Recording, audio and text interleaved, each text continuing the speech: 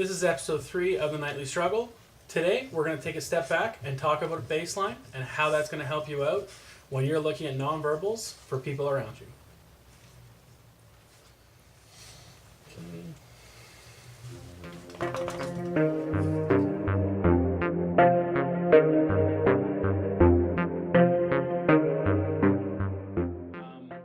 So what we're going to do today is we're actually going to take a step back. So I feel a little bit bad about this, but I'll fall on my sword.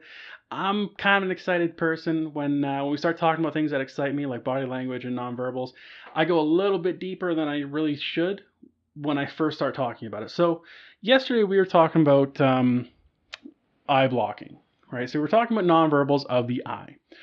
And what I think we should do is actually take a big step back to the point where we can take a look at how to build a baseline is really the right way to think of it. So what we need to do to be able to really understand nonverbals successfully and have effective use for those tells that we find, those nonverbal cues, is we need to understand what a person's baseline is, what their standard normal practices look like, or their standard normal ways of doing things and thinking and holding their body is like on a day-to-day basis when they're comfortable. And then we need to understand things around them that could be happening that could make them uncomfortable. So when I talk about baseline, what I want you to think about is I want you to think of someone getting a lie detector test. So when a detective is giving a lie detector test, they're going to hook somebody up. They're going to watch their heart rate go along the polygraph. And what they're going to be doing is they're going to be starting off by giving some fairly simplistic baseline questions. What's your name? What's your address? What's your marital status? How old are you? Right? That kind of stuff. Are you an American citizen, a Canadian citizen, whatever the case is?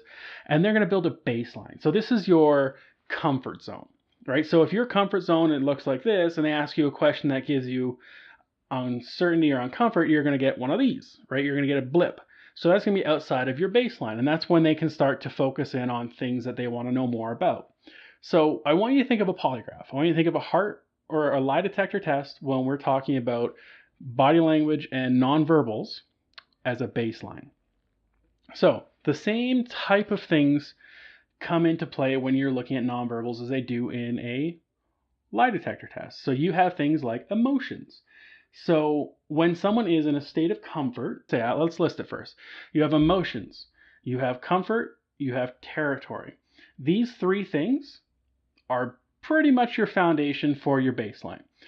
When you have emotional and comfort and territory all within the same kind of in your comfort area, right, then your body language is going to be very different than would be in an uncomfortable situation. So myself, I'm at home, right? It's very comfortable here. I'm very confident that I'm not going to have someone break through the door and attack me or anything like that. So my way of interacting is going to be very comfortable right now. If I was in the back alley of Tijuana at 3 o'clock in the morning, I might be a little more tense, right? You might see it to my shoulders, you might see it through my neck where I'm crouching down a little bit. I'm kind of looking around, I'm a little bit, like you can see it, you can see that uncomfort. And that's something I think we need to come back and look at. How does a subject react when they are in a place where things are going well for them? You're not in stress because you just got a big doctor's bill, or you're not stressed because you just got a ticket in the mail or like a speeding ticket or something like that. And you're in a position where you're pretty comfortable, right? So that's the baseline. That's what we want to understand. Because when I'm speaking to somebody in a sales call or something like that, and I don't have a baseline yet for that person, it's very hard to make any kind of a connection between what we're talking about and whether or not they're comfortable, right? Whether or not that topic makes them uncomfortable or is a point that I want to circle back to or avoid altogether to make sure we have a successful interaction, right? So that's the comfort zone. And with people that are comfortable, like I said, you're going to be relaxed. With someone when they're not comfortable, they're going to be tense, right? So like I mentioned, example of Tijuana, if you imagine it, you're walking through Tijuana streets, 3 o'clock in the morning, and you're not from there, or it's not a neighborhood you're familiar with, you're going to probably be a little bit tense, and you're going to show it, right? And that's something I think is the most important part about this episode, is that I wanted to take this step back Because to be able to understand the things that we're going to be talking about, like your hand gestures and what you do with your eyes and what you do with your face and everything like that, is going to come into play. Because an individual is driven by their brain. Our brains are very, very addicted to comfort, right? They want to be as comfortable as possible, as often as possible. Anything outside of a standard level of comfort for your brain is just not acceptable. Your brain will do anything it can to make itself comfortable. So for me, you might actually be able to tell. I'll use myself as an example.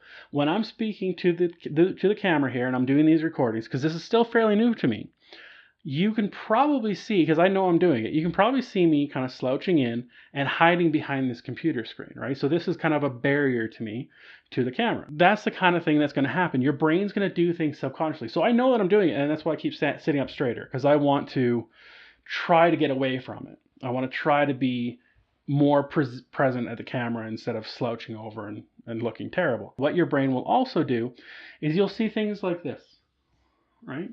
I used to work with a guy, I called him Face Toucher.